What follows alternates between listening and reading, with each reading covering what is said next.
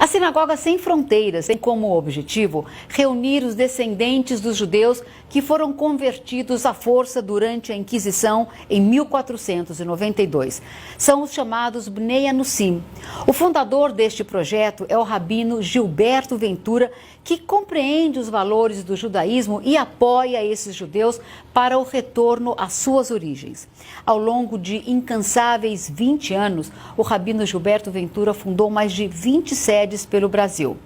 Em 2018, ele inaugurou a sua sinagoga em São Paulo. Conheça agora esse trabalho maravilhoso da Sinagoga Sem Fronteiras. A Sinagoga Sem Fronteiras é um projeto idealizado por estudos sobre os Bnei Anussim, os judeus convertidos na Inquisição. Após sofrer uma agressão verbal antissemita, o rabino Gilberto Ventura decidiu ir a fundo nesse assunto, transformando esse episódio em uma missão de vida. Naquela época eu tinha cerca de 1.200 alunos por mês nas escolas judaicas. Estava em todas as escolas, estava na hebraica, etc.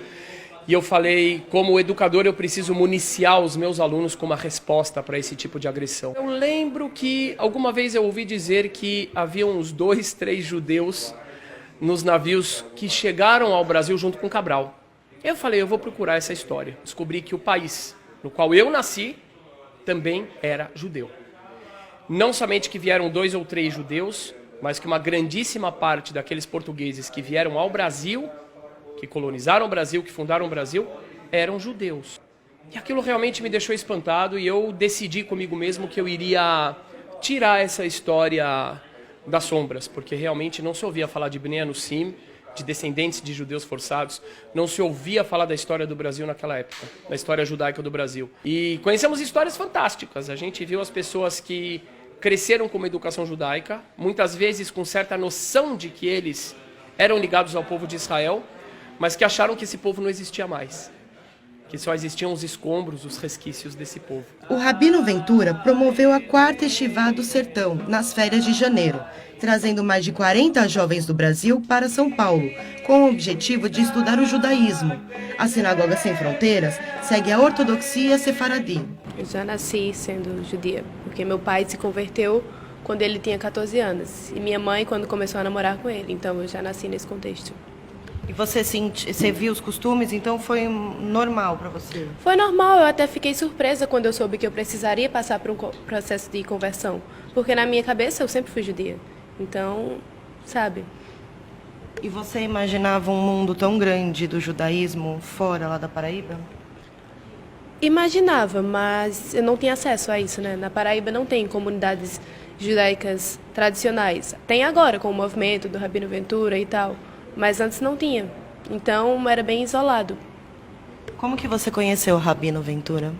A primeira vez que eu encontrei o Rabino Ventura foi em um Purim, em Recife, e eu acho que eu tinha 13 anos, por aí, mas a gente ainda não estava dentro do movimento. Eu me engajei mesmo no movimento em 2017, eu acho, que começaram os encontros e a gente foi conhecendo mais as aulas e tudo mais que foi acontecendo, o guiú, tudo. Nós passamos desde 2012 até recentemente sem comer nenhum tipo de carne, só peixe e ovo, porque não tinha carne gachê e é muito caro para levar para Campina Grande, o frete é caríssimo. E para ir para a sinagoga, meu pai andava 6 quilômetros de ida e 6 quilômetros de volta, porque não podia ir de carro, né, Shabbat, aí ele ia andando. Tem várias histórias, por exemplo, eu me lembro de pequeno, minha avó, quando ela passa numa porta, ela tem uma estrelinha de Davi, que ela chama signo de Salomão, ela beija quando ela passa. Eu descobri que era uma descendência judaica depois que eu comecei a frequentar a sinagoga, antes eu não tinha noção nenhuma. Por exemplo, questões de separar carne e leite. No dia que ela come carne, ela não come leite. Ela acende vela toda sexta-feira, ao pôr do sol, da semana que ocorrem coisas boas. Se ocorrer coisas boas, ela acende meio que para agradecer a Deus. E sempre ela deixa para acender na sexta-feira, ao pôr do sol. Agora, aonde que ela acende? Isso é interessante. Ela acende escondida no quarto, perto da cama dela. A sensação que eu tinha quando vi o povo judeu, assim, andando, no dia de rotina mesmo, era sempre aquele sentimento que me faltava alguma coisa, e eu olhava e eu sempre me sentia confortável junto deles, e eu via que ali era o meu lugar. E teve um dia que eu estava em casa, os meus pais estavam assistindo televisão, e eu estava brincando, e eu tinha 10 anos isso. Eu cheguei para meus pais e falei assim, pai, mãe, minha alma está perdida, eu preciso voltar para o meu povo. Simplesmente disse isso para eles, e até hoje eu não entendo por que eu disse isso, mas eu simplesmente já ia avisando com o tempo eles. Desde os 12 anos eu procuro uma sinagoga que aceite e tudo mais. E encontrei o Rabino Ventura no ano passado através de uma amiga minha, que ela me indicou ele, falou, olha, vê lá com ele, vê se ele escuta a sua história, ele vai dar uma atenção para você.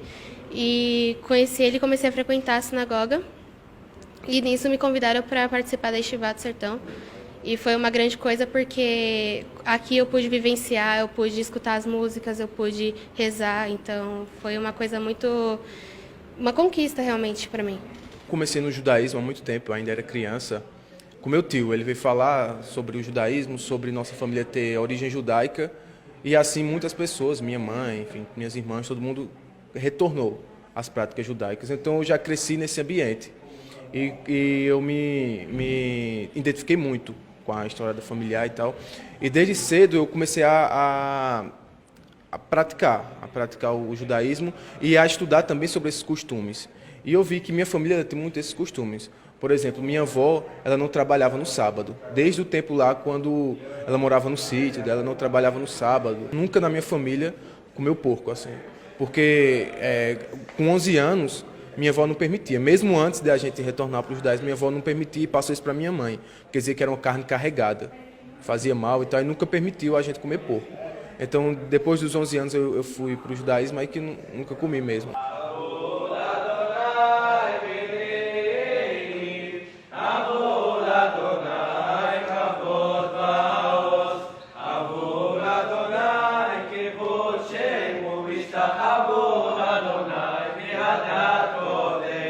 Essa Torá, uma Torá que nos foi dada pelo Rabino Eliyahu Abergel Shlita, o rabino-chefe dos tribunais ortodoxos de Jerusalém, uma das maiores autoridades rabínicas de Israel. Aqui está o nome dele, Arav Agaon, Arav Av Beit Din, Rabino Eliyahu Abergel Shlita. E essa Torá, ele falou para mim que essa Torá esteve na Península Ibérica, que ela tem mais de 800 anos. Esse material aqui, o pergaminho. Ele disse que ela foi levada da Espanha, da Península Ibérica, para o Marrocos, e assim ficou durante muito tempo com a família dele. Foi para Israel, e ele disse, devido ao que vocês estão fazendo no Brasil, palavras do Rabino Eliyahu Abergel, que é o cumprimento das profecias da Torá, essa Torá volta para aqueles que são seus donos por direito, os descendentes daqueles judeus que foram privados do judaísmo. Em visita a Israel, o Rabino Ventura se encontrou com o Rabino Eliyahu Abergel, consolidando o importante trabalho que é realizado no Brasil pela Sinagoga Sem Fronteiras. ערב טוב רבי עמנואל, אני נמצא כרגע בבית ידידנו הרב הגאון הגדול, רבי אליהו אברג'ל, ראש אבות בתי הדין לירושלים. סיפרתי לו על הפעולות שעשינו, הראיתי לו את הסרטים של סו ברוך, של ההתרגשות, והרב באמת רוצה להגיד לך כמה מילות חיזוק, לחזק אותך בדרך שאתה הולך בה. חזק וברוך, לך בכוחך הזה, והושעת את ישראל, תחזיר אותם לצור מחצבתם. עשית דבר גדול ותמשיך לעשות, זה ייזכר לך לדורות עולם. אשריך וטוב לך בעולם הזה, וטוב לך לעולם הבא, אתה ואשתך וכל משפחתך, חזק וברוך, חזק וברוך, חזק וברוך. אתה אומר, עמנואל, הרב רבי אליהו, אמנם הוא נמצא פה בירושלים, אבל הוא מלווה, הוא מתעניין, הוא עוקב, והוא מברך, והוא מאוד שמח על כל הפעולות. ברוך תהיה. Esta sinagoga agrega todos aqueles que queiram vivenciar o judaísmo, sem qualquer discriminação de raça, origem ou condição social, sendo um local seguro e de esperança.